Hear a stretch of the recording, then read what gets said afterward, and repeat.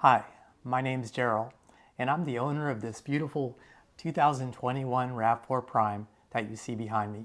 So earlier this year, I received a recall notice from Toyota.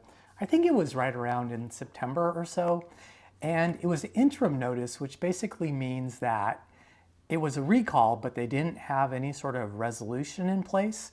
And so basically the instructions were to owners was to not charge your battery in ambient temperatures that was 41 degrees or less, or else have a risk of a fire. So this recall only affects 2021 and 2022 RAV4 primes. They actually fixed the issue in 2023. But fast forward to now, which is in December, just after Christmas, and it's getting cold here in Las Vegas.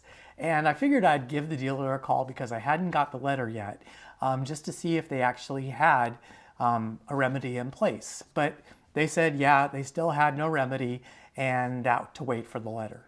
So I then decided to go to the National Highway Transportation System Administration's website, NHTSA for short, and that's where they have a lot of recall notices. So I checked it for the RAV4 Prime, and they really had a whole bunch of documents about this particular recall. But one of the important documents that was available was actually a remedy for the RAV4 Prime. So they did have a fix available, but yeah, my dealer didn't know about it yet.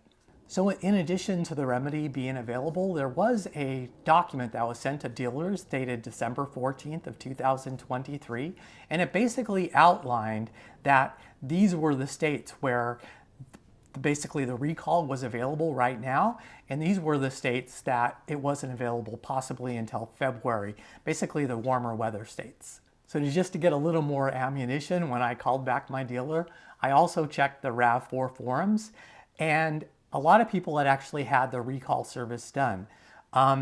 Most of them hadn't gotten their letters, but they called the dealers, and the dealers let them know that the parts were available, and they made an appointment and they could actually get the recall done, which took a couple of hours.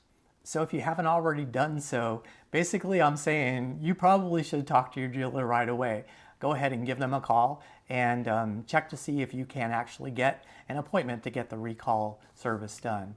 Now, if you do talk to a service advisor and they say it's not available yet, especially if you live in one of the states listed in that table that says it is available, what I would do is basically talk to the service manager, so it has to be connected to their manager, and make sure you have those documents available that you can point that service manager to, and hopefully he should be able to take care of you then. I really wouldn't roll the dice on this issue, so if it is cold in your area and your garage gets under 41 degrees in Fahrenheit, yeah, I wouldn't charge your vehicle until you can get this service performed. Now, if you want to get some more information about this particular recall and kind of the underlying cause and kind of what Toyota and its supplier did in regard to investigating the issue, there's a defect information report on this document. And yeah, it's really fascinating how they kind of went back and forth trying to figure out what happened. Initially, the first report was out of Europe, and then there was a report out of Canada.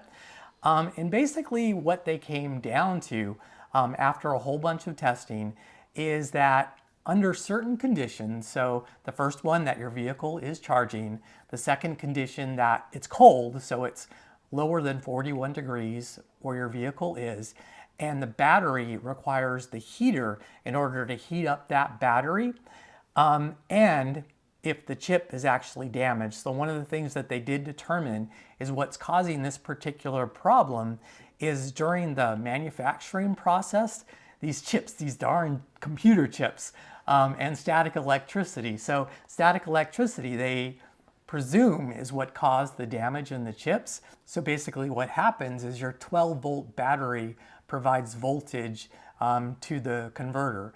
And it basically gets out of control where it flows this current and it just doesn't stop. It gets out of control and basically it overheats the DC to DC converter, and then it could start a fire. If you got some value in this video, please like it. And I create a whole lot of content on my RAV4 Prime. And so if that interests you, yeah, why don't you subscribe to my channel? And I hope to see you in the next one again very soon.